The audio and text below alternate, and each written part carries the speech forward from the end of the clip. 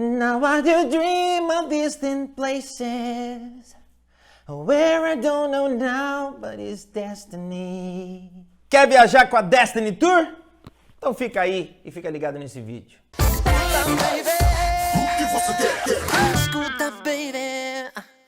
Olá, meus amigos, tudo bom com vocês? Como vocês estão? Podem chegar, fiquem à vontade, sejam todos bem-vindos mais uma vez ao meu canal. Eu sou o Rodrigo Teaser e hoje a gente vai falar sobre um assunto que muita gente tem pedido. Eu fiz um vídeo, tá aqui no canal, e é um vídeo assim relativamente breve sobre o show do Madison de 2001.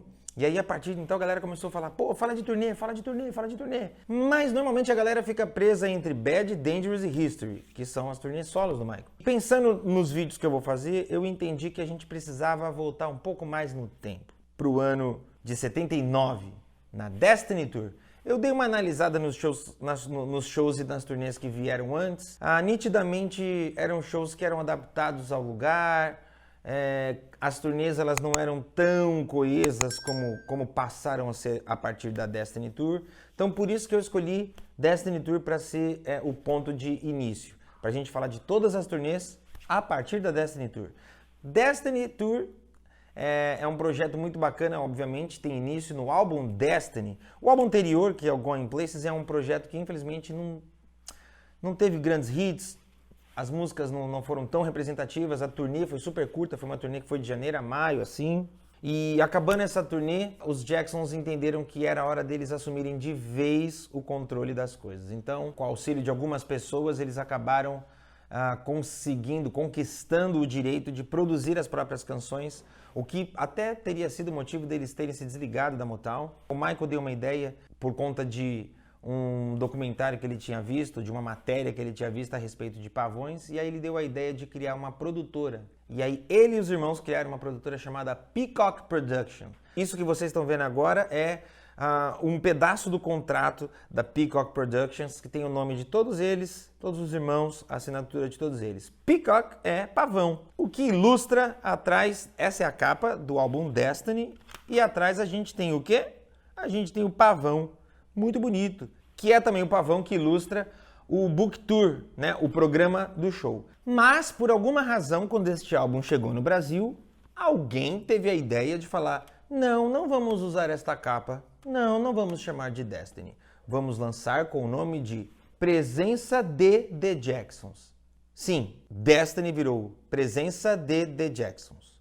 Por quê? Não faço ideia. Você, que sempre criticou a ideia de que o filme My Girl virou Meu Primeiro Amor, de que o filme Beverly Hills Cop virou Tira da Pesada, é muito pior o álbum Destiny virar Presença de The Jacksons. De qualquer modo, foi o início do processo criativo, eles tinham um controle muito maior, um parceiro de longa data do Michael se junta aos The Jacksons nesse projeto, que é o tecladista Greg Phillinganes. A gente vai falar muito desse nome ainda aqui nesse canal, Greg Phillinganes. Em 28 de outubro de 78 foi lançado o filme The Wiz, o que foi maravilhoso, porque o Michael, no personagem de Espantalho, eu ainda vou fazer um vídeo sobre The Wiz, tenham só um pouquinho de paciência. Mas o lançamento do filme The Wiz foi maravilhoso e ajudou demais nessa nova fase dos The Jacksons, porque finalmente o público estava vendo o Michael como o grande performer que ele era. O Michael estava ali como um ator, cantando, dançando, performando, e as pessoas viram pela primeira vez que aquele garotinho dos irmãos Jackson 5 tinha se tornado um grande artista. Então, foi muito bacana, porque em outubro de 78 o público pôde ver o Michael dessa forma, e já em dezembro do mesmo ano o álbum Destiny foi lançado. O álbum foi lançado em 17 de dezembro, e como não poderia deixar de ser, graças à música Blame It on the Boogie, o sucesso foi imediato. Blame It on the Boogie foi um dos grandes sucessos dos The Jacksons até então. Chegou ao terceiro lugar do Top 100, em vários lugares do mundo foi primeiro lugar, e fez com que a turnê que estava por vir pudesse ser muito melhor planejada. Então foi feito um investimento de figurinos, eles tinham alguns figurinos muito bacanas para a época, lógico, hoje. Se bem que a moda é um negócio que vai e volta, não duvido nada de alguém usar amanhã e a pessoa falar, nossa, arrasou. Enfim, no dia 22 de janeiro de 79 começa então a Destiny Tour.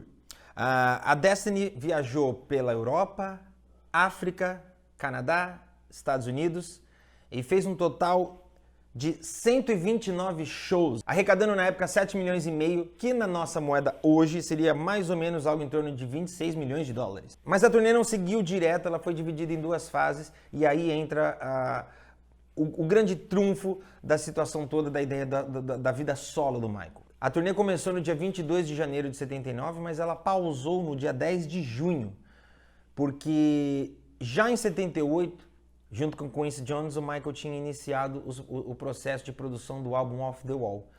E enquanto o álbum era produzido, ele começou a Destiny Tour. E aí eles precisaram pausar para que o Michael finalmente voltasse em estúdio, gravasse as vozes e finalizasse o álbum Off the Wall. Então, a turnê deu essa pausa, o Michael voltou, terminou o álbum Off the Wall, eles lançaram Don't Stop to Get Enough no dia 10 de agosto de 79, e aí quando a turnê Destiny volta para a estrada, 2 de outubro, a realidade dos Jacksons e do Michael já era outra. Para vocês terem uma ideia, a turnê, quando ela iniciou, eles faziam teatros de 1.300 lugares, 1.800, 2.000, 3.000, às vezes 5.000 lugares, mas eram teatros, eram lugares menores. Tanto é, eu vou falar uma coisa agora que se você é jovenzinho, da galera da internet, da geração YouTube, você não vai fazer ideia do que eu vou falar. Na época do CD, existia o que se chamava bootleg, que eram CDs não oficiais, mas que eram bem produzidos, tinham uma qualidade muito boa, e esses CDs eles eram vendidos de forma... Era difícil de adquirir. Eu tenho uma série de bootlegs do Michael, e tenho inclusive um bootleg, que é esse aqui, da Destiny Tour. É um disco que ele tem uma qualidade de impressão sempre duvidosa, uma arte que é sempre duvidosa, mas era a forma que se tinha de se ouvir um conteúdo ao vivo, porque não existia registro desse material. Esse bootleg foi lançado em 1995 por um selo chamado Midnight Beat, e ele traz o registro do show feito em Amsterdã no dia 26 de fevereiro de 1979. Esse show aconteceu num lugar chamado... Eu não sei a pronúncia, tá, galera? Mas aconteceu num lugar chamado Carré, ou Carré Theater.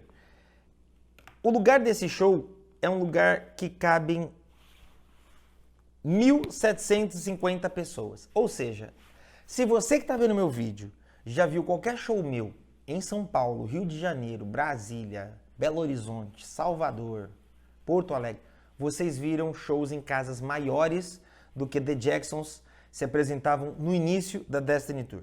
Eu vou deixar aqui na descrição o link para vocês assistirem, para vocês conhecerem como era a Destiny Tour no início. Durante a fase europeia e africana da turnê, o setlist era o seguinte: eles cantavam Dance Machine, Things I Do For You, Beam, I Am Love, Keep On Dancing, medley dos Jackson 5, I'll Be There, Enjoy Yourself, Destiny, Show You The Way To Go, All Night Dancing, e encerravam com Blame It On The Boogie, que era o grande sucesso do momento. Eu fui conferir no livro do Bruce Reading, In the Studio with Michael Jackson, e aqui no livro do Bruce Reading ele realmente confirma essa informação, que eles deram início em 78 na gravação, e ele fala que no dia 17 de julho de 79 ele encerra o serviço dele de master e o disco Off the Wall está concluído. E aí, quando os Jacksons voltam com a Destiny Tour, eles já não voltam mais para teatros de 1.000 e poucos lugares, 2.000 lugares. Eles já voltam para uma nova realidade,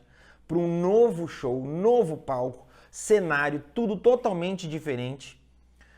E o setlist muda. Inclusive, quem assistiu a Destiny Tour na primeira fase viu as últimas vezes que foram performadas músicas como Show You The Way To Go, All Night Dancing. Essas músicas elas saíram da turnê e não voltaram mais. A partir da segunda fase, o show passa a ser Dance Machine, Things I Do For You, Get It Together, Off The Wall, Beam, I Am Love, Keep On Dancing, Jackson 5 Medley, I'll Be There, Rock With You, que Rock With You não foi feito em todos os shows no retorno. O Rock With You ele foi incluído aos poucos.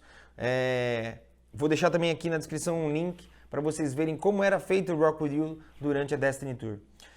Enjoy Yourself, Blame It on the Boogie, e aí vinha Don't Stop Till You Get Enough e encerrava com Shake Your Body, que é parte do álbum Destiny, mas que no início da turnê ainda não tinha estourado.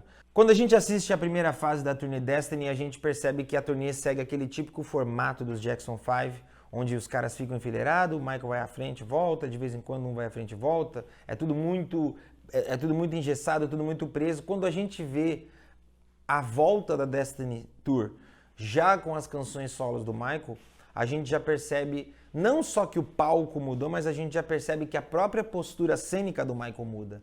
A forma como ele se apropria, infelizmente a qualidade desses vídeos não são boas, mas se vocês puderem assistir, vocês vão ver que quando o Michael tá lá com os caras dançando, sei lá, Dance Machine, ele tá lá, ele ainda é um dos Jacksons fazendo Dance Machine, mas quando toca Rock With You, Off The Wall ou Don't Stop Till You Get Enough, é outro Michael. E quando toca Shake Your Body, esse Michael que apresenta Shake Your Body já não é mais aquele mesmo Michael que a gente estava acostumado a ver de início da Destiny Tour para trás. Foi durante a Destiny Tour que o Michael usou pela primeira vez a tal luva brilhante em uma das mãos, com bem menos destaque do que teve depois em Billie Jean, lógico, mas foi durante a Destiny Tour que ele experimentou pela primeira vez esse item tão icônico na carreira dele.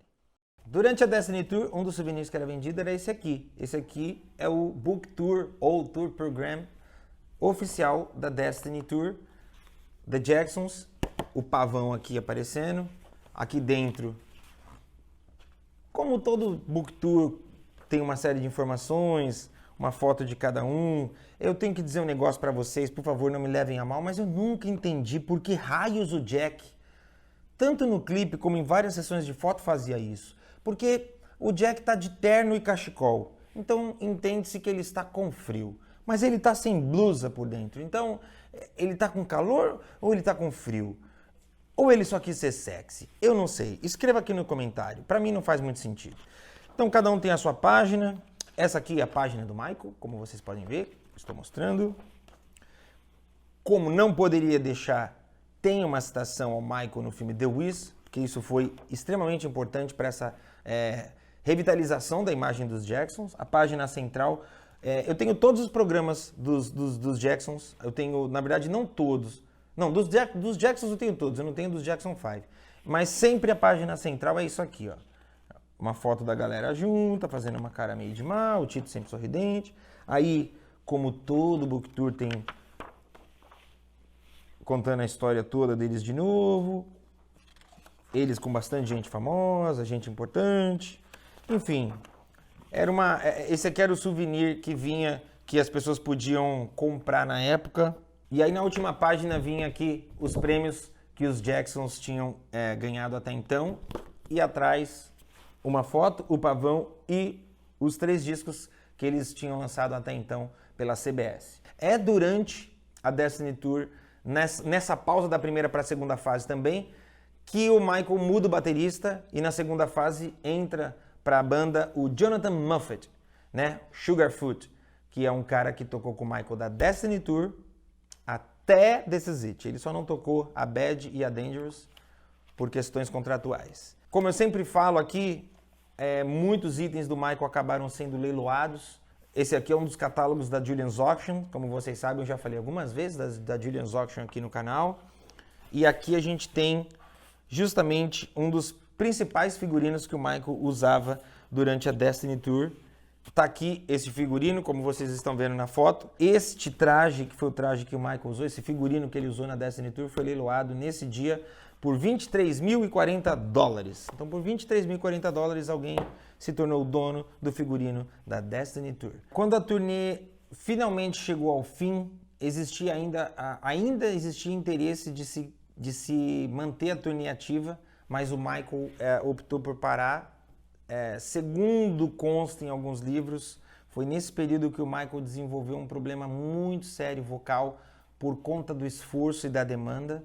Então, nesse período, o Michael, até pelos registros que se tem, dá para ver que em algumas vezes ao vivo, a gente vê que o Michael está cantando com uma dificuldade que a gente não está acostumado a ver.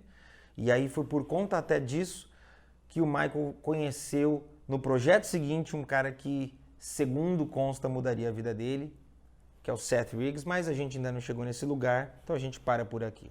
A Destiny Tour é, sem dúvida nenhuma, um projeto de sucesso, um projeto importante, que nasce com o álbum Destiny e segue com a Destiny Tour. Tudo que eles prepararam, na verdade, foi sucesso e foi preparando o terreno para um projeto muito maior que estava por vir. A turnê seguinte é muito maior, muito mais incrível e a gente vai falar dela num próximo vídeo. Hoje o assunto foi Destiny Tour. Se você não sabia, se você não conhecia, fica aí a dica. É uma ótima forma de você conhecer e perceber muitas coisas que a gente passou a amar no Michael quando ele se tornou o rei do pop, sendo usada, sendo testada nesse período da vida dele.